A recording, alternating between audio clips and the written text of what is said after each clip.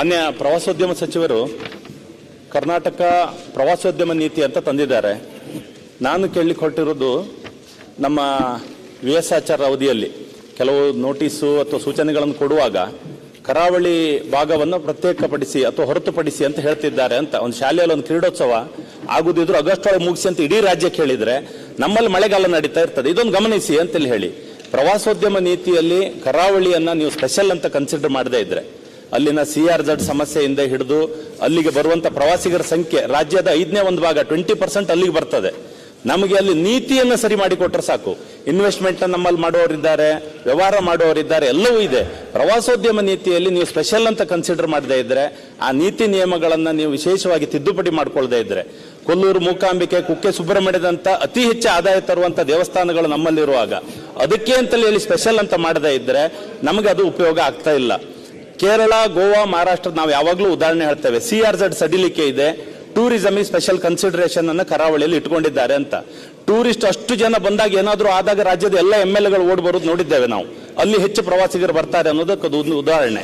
ಹಾಗಾಗಿ ಇದನ್ನೊಂದು ಸ್ವಲ್ಪ ಸರಿ ಮಾಡಿಕೊಡ್ಬೇಕು. ಈ ಕರಾವಳಿ ರೋಡ್ ಅಂತ ನಮಗೊಂದು ಮಾಡಿಕೊಡಿ, ಒಂದು IAS ಆಫೀಸರ್ ಅಲ್ಲೇ ಇಟ್ಕೊಳ್ಳಿ ಅಂತ ಹೇಳಿದ್ದೆವು. ಹಾಗಾಗಿ ಅದನ್ನೊಂದು ಸ್ಪೆಷಲ್ ಕನ್ಸಿಡರ್ ಮಾಡಬೇಕು ಅಂತ ಹೇಳಿ ಕೇಳ್ಕೊಳ್ತಾ ಇದ್ದಾನೆ. ಶೆಟ್ಟಿ ಅವರು ಬಹಳ ಮಹತ್ವದ ಪ್ರಶ್ನೆಯನ್ನು ಕೇಳಿದ್ದೀರಿ. ತಾವು ನಮ್ಮ ಹೊಸ ಪ್ರವಾಸೋದ್ಯಮ ನೀತಿ 2024-29 ಗಮನಿಸಿದ ಹಾಗೆ ಕಾಣಲಿಲ್ಲ. ನೀವೇನು ಹೇಳಿದ್ರಿ ಅದು ಯಾವುದಕ್ಕೂ ನಮ್ಮದು ಭಿನ್ನಾಭಿಪ್ರಾಯ ಇಲ್ಲವೇ ಇಲ್ಲ. ನೀವು ಹೇಳಿದ ಹಾಗೆ ಕರಾವಳಿ ಪ್ರವಾಸೋದ್ಯಮ ನಮ್ಮ ಕರ್ನಾಟಕದಲ್ಲಂತೂ ಭಾಳಷ್ಟು ಜನಪ್ರಿಯವಾಗಿದೆ. ಆಮೇಲೆ ಕರಾವಳಿಗೆ ಬರುವ ಜನ ಅಷ್ಟಿಷ್ಟ ಅಲ್ಲ, ನಮಗೆ ಭಾಳ ಜನರಿಗೆ ಅಂದಾಜಿಲ್ಲ. ಮಕ್ಕಳನ್ನು ಸೇರಿಸಿ ನಮ್ಮ ಕರಾವಳಿ ಪ್ರದೇಶಕ್ಕೆ, ಕರ್ನಾಟಕದ ಕರಾವಳಿ ಪ್ರದೇಶಕ್ಕೆ ಅಂದರೆ ಉತ್ತರ ಕನ್ನಡ, ದಕ್ಷಿಣ ಕನ್ನಡ, ಉಡುಪಿ ಜಿಲ್ಲೆಗಳಿಗೆ 8 ಕೋಟಿ ಜನ ಬರ್ತಾರೆ ಅಧ್ಯಕ್ಷ. 8 ಕೋಟಿ ಜನ ಬರ್ತಾರೆ. ಆಮೇಲೆ ನೀವು ಪ್ರತ್ಯೇಕ ಪ್ರವಾಸೋದ್ಯಮ ನೀತಿ ಕೇಳಿದ್ದೀರಿ. ನಾನು ತಮ್ಮ ಗಮನಕ್ಕೆ ತರುವುದಕ್ಕೆ ಬಯಸ್ತೀನಿ.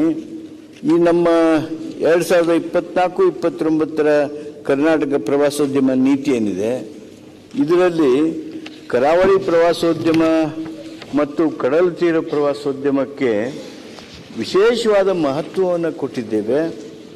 ಸುಮಾರು ಎಲ್ಲ ವಿಷಯಗಳನ್ನು ನಾನು ತಮ್ಮ ಜೊತೆಗೆ ಏನು ಚರ್ಚೆ ಮಾಡಿದ್ದೇನೆ, ಬೇರೆ ಬೇರೆ ಸ್ಟೇಕ್ ಹೋಲ್ಡರ್ಸ್ ಏನು ಅಭಿಪ್ರಾಯಪಟ್ಟಿದ್ದಾರೆ, ಕರಾವಳಿಯೊಳಗೆ ಏನೇನು ಮಾಡೋದಕ್ಕೆ ಸಾಧ್ಯ ಇದೆ ಅಂಥೇಳಿ ಈಗ ನಾನು ನನ್ನ ಉತ್ತರದ ಜೊತೆಗೆ ತಮಗೊಂದು ಎನೆಕ್ಷರು ಕಳಿಸಿಕೊಟ್ಟಿದ್ದೇನೆ. ಅದನ್ನು ದಯಮಾಡಿ ತಾವು ಗಮನಿಸಿದ್ದೀರಿ ಅಂತ ಭಾವಿಸ್ತೀನಿ. ಸುಮಾರು 20 ಅಂಶಗಳದ್ದು.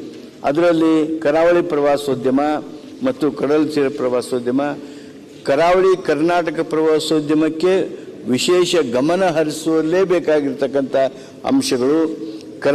ಕರಾವಳಿ ಪ್ರವಾಸೋದ್ಯಮ ಅಭಿವೃದ್ಧಿ ಮಂಡಳಿಯನ್ನು ರಚನೆ ಮಾಡ್ತೀವಿ ಅಂತ ಹೇಳಿದ್ದೇವೆ. ಪ್ರವಾಸೋದ್ಯಮ ಅಭಿವೃದ್ಧಿಗೆ ಸಂಬಂಧಿಸಿರ್ತಕ್ಕಂಥ ಯೋಜನೆಗಳು, ಆ ಯೋಜನೆಗಳೊಳಗೆ ಲ್ಯಾಂಡ್ ಬ್ಯಾಂಕ್ ಮಾಡ್ತೀವಿ ಅಂತ ಹೇಳಿದ್ದೇವೆ. ಹಾಗೂ ಇತರ ಹಲವಾರು ಅಂಶಗಳನ್ನು ಅದರೊಳಗೆ ಸೇರಿಸಿಕೊಂಡಿದ್ದೇವೆ. ಆಮೇಲೆ ಅಭಿವೃದ್ಧಿ ಹಕ್ಕುಗಳ ವರ್ಗಾವಣೆ ಬಗ್ಗೆ ಮಾತನಾಡಿದ್ದೇವೆ. ಇವು ಭಾಳ ಸಮಸ್ಯೆಗಳಲ್ಲಿ ಲೋಕಲ್ ಸಮಗ್ರ ಕರಾವಳಿ ಪ್ರವಾಸೋದ್ಯಮ ವಲಯಗಳನ್ನು ಮಾಡ್ತೀವಿ ಅಂತ ಹೇಳಿದ್ದೇವೆ. ಪ್ರವಾಸೋದ್ಯಮ ಯೋಜನೆಯ ಅಭಿವೃದ್ಧಿಗಾಗಿ 10 ಬೃಹತ್ ಪ್ರವಾಸೋದ್ಯಮ ಸ್ಥಳಗಳನ್ನು ನಾವು ಗುರುತಿಸಿದ್ದೇವೆ. ಆಮೇಲೆ ಪ್ರವಾಸಿ ಋತುಗಳ ಅವಧಿಯ ಸೌಲಭ್ಯಗಳ ಬಗ್ಗೆ ನಾವು ಪ್ರಸ್ತಾಪ ಮಾಡಿದ್ದೇವೆ. ಕರಾವಳಿ ಉತ್ಸವಗಳನ್ನು ಮಾಡ್ತಾ ಇದ್ದೇವೆ. ಅಷ್ಟೇ ಅಲ್ಲ, ನೀವು ಬಿಡಂಗೂ ಇಲ್ಲ ನಮ್ಮನ್ನು. ಖಾದರ್ ಸಾಹೇಬ್ರ ನಮ್ಮನ್ನು ಹಿಡಿದಿರ್ತಾರ, ಇಲ್ಲ ನಿಮ್ಮ ಸುನೀಲ್ ಕುಮಾರರ ಹಿಡಿದಿರ್ತಾರ. ಆ ಕಂಬಳದಂಥ ವಿಷಯಗಳಲ್ಲೂ ಸಹಿತ ನೀವು ಸಾಕಷ್ಟು ಒತ್ತಡವನ್ನು ಸರ್ಕಾರದ ಮೇಲೆ ತರ್ತಾ ಇದ್ದೀರಿ. ಆದ್ದರಿಂದ ಕಂಬಳಕ್ಕೆ ತಲಾ 5 ಲಕ್ಷದಂತೆ ನಾವು ಅನುದಾನ ಕೊಡಬೇಕು ಅಂಥೇಳಿ ಸರ್ಕಾರ ನಿರ್ಣಯ ಮಾಡಿದೆ. ಬ್ಲೂ ಫ್ಲ್ಯಾಗ್ ಪ್ರಮಾಣ ಪತ್ರವನ್ನು, ಬ್ಲೂ ಫ್ಲ್ಯಾಗ್ ಬೀಚಸ್ ಮಾಡೋದಕ್ಕೆ ಕ್ರಮವನ್ನು ತೆಗೆದುಕೊಳ್ತಾ ಇದ್ದೀವಿ. ಕರಾವಳಿ ಕರ್ನಾಟಕ ಯೋಜಿತ ಅಭಿವೃದ್ಧಿಗೆ ಮತ್ತು CRZ ಮಾನದಂಡಗಳಿಗಾಗಿ ಹೊಂದಾಣಿಕೆ ಮಾಡ್ತಕ್ಕಂಥದ್ದಕ್ಕೆ ಕಾರ್ಯಕ್ರಮವನ್ನು ರೂಪಿಸಿದ್ದೇವೆ. ಅಧಿಕಾರಿಗಳು ಅದರ ಮೇಲೆ ಕೆಲಸ ಮಾಡ್ತಾ ಇದ್ದಾರೆ. ಅದರ ಜೊತೆಗೇ ಹೂಡಿಕೆ ಸೌಲಭ್ಯ, ಅಭಿವೃದ್ಧಿ ಸಹಯೋಗ ಎಲ್ಲವನ್ನ ಮಾಡೋದು. ಅದರ ಜೊತೆಗೆ ಏನು ಪ್ರವಾಸೋದ್ಯಮದ ಪರಿಕಲ್ಪನೆಗಳನ್ನು ಒಗ್ಗೂಡಿಸುವಿಕೆ ಇದೆ, ಅದು ಯಾವುದೇ ಇರಲಿ, ಶಿಕ್ಷಣ ಪ್ರವಾಸೋದ್ಯಮ ಇರಲಿ. ಅಧ್ಯಕ್ಷರೇ, ನಿಮಗೆ ಆಶ್ಚರ್ಯ ಆಗ್ಬೋದು, ಶಿಕ್ಷಣ ಪ್ರವಾಸೋದ್ಯಮ ಬಹುಶಃ ಈ ಕರಾವಳಿ ಪ್ರದೇಶ ಶಿಕ್ಷಣ ಪ್ರವಾಸೋದ್ಯಮಕ್ಕೆ ಕೊಡುವಂಥ ಕೊಡುಗೆ ಬಹುಶಃ ಬೇರೆ ಯಾರೂ ಕೊಡೋದಕ್ಕೆ ಸಾಧ್ಯ ಇಲ್ಲ.